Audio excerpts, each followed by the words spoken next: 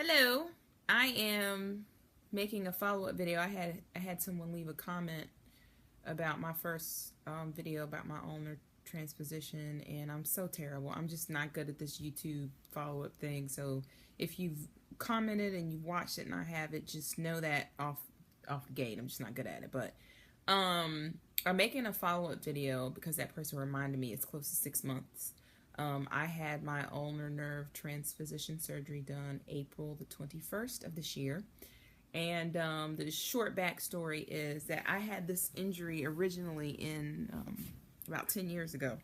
But I didn't, I saw a doctor very briefly. I didn't do anything else with it really. I moved out of state, and then once I got there, everything seemed fine, so I didn't bother to find another doctor to follow up on it. So fast forward 8 years, which would make it 2 years ago, started a new job, and I was using my arm a lot more than I had in the past, and didn't think anything about it. I work out fairly regularly, so when I started getting the weakness and the tightness and stuff, I was like, oh well, I must have lifted wrong, or my triceps aren't built enough, so let me build them up. And I'm just going to the gym and looking at my arm, and I'm like, okay. And then fast forward, until about the end of last year, and I started dropping things. And the wake-up call for me is when I was driving one night coming from work, and I lost grip of the steering wheel. Like, literally, the steering wheel just came out of my hand, and I was just like, yeah, somebody's hand doctor or something somewhere is going to see me. So I ended up having to go on disability at work, which was not the plan. It wasn't my plan, but it ended up being a good thing because it gave me the opportunity to realize that my arm was actually worse than I thought it was. And so after seeing a couple of doctors and getting the EMG done to check the nerve, and going to occupational therapy, the consensus was that, the only thing left at this point is surgery, elective, to the point that I appreciate my surgeon's candor. He was very, brass tacks about it, and told me, this is what you have, this is what happens, and this is what happens if you don't get the surgery. I'm gonna give you my business card, you make the decision. Think about it. It's not a rush, but just know that it's not going to get any better. With time, if you keep doing certain things, it could make it worse. It eventually will get worse. It just depends on how long you want to put up with the pain and inconvenience. And I can honestly say what really did it for me was about a month after I went to see him. I don't know if I had a bad dream or I don't know what it was, but I woke up that next morning and I could not use my arm. I could barely feel my fingertips, especially these two, and I was just like, that is it. So I called him, I scheduled the surgery. I had the surgery again, like I said, in April the 21st. So now it's the 5th month after my surgery. I can start off by saying, best thing I did. As I'm standing here right now. I mean, I don't know what I'll feel like a year from now. I'd like to think that I feel even better than I do now, but the surgery I would consider to be pretty much successful.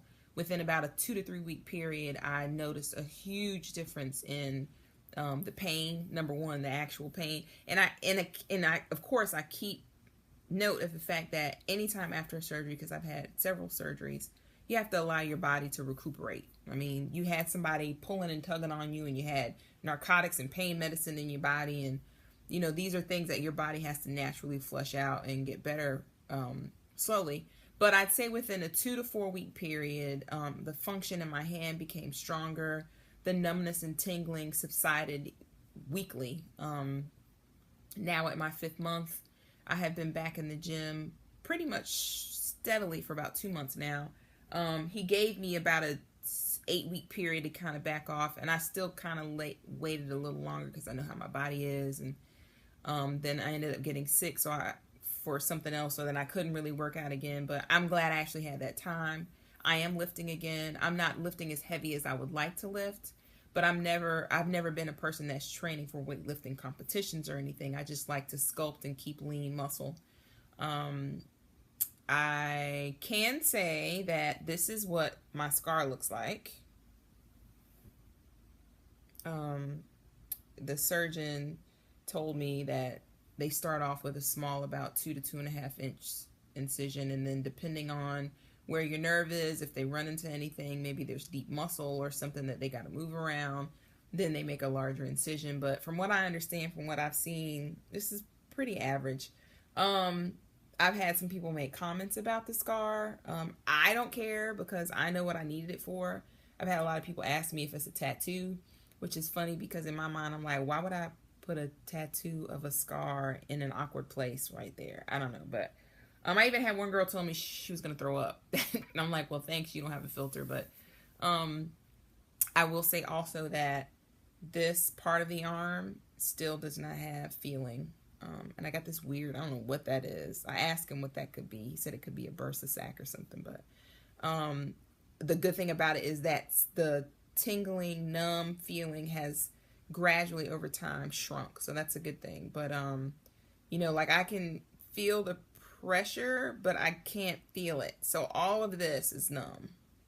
I don't know if that's normal. That's what my arm did. I can't speak for anybody else, but this, the sensitivity of this was very difficult. I'm just at the point now where clothing and my sheets and stuff can touch it, and it's not nearly as sensitive as it used to be. Because it used to be like nerve sensitive. Like I would get a chill across my body if something touched it. But his advice was to continue to rub it and get your brain and your skin used to the fact that the nerve endings are having to come back. So that was just really a follow-up. I hope that if you haven't had a chance to watch my first one, then my first one, I was just 4 days out of surgery. This is almost 6 months. I'm at my 5th month mark. And I'm glad I had the surgery. If you're on the fence of it, make sure you have a reputable surgeon. Do the research. If surgery does not have to be imminent immediately, take the time. I waited. But again, also, I was dealing with this for almost 2 years and still had a month on top of after seeing the doctor. But it is, it's definitely not a surgery that a person who is single would be able to do unless they knew they were going to have someone be able to help them. I know I had family come to help me. I only had them for 7 days, but that 7 days made a difference, you know.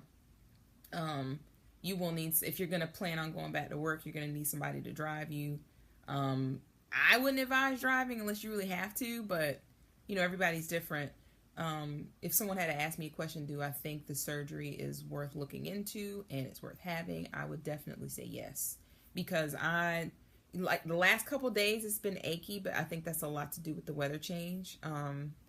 Because nerve endings don't like cold weather and they don't like major changes, but, well, mine don't, anybody else, but it's worth it. And I genuinely believe that as time passes, it'll get even better.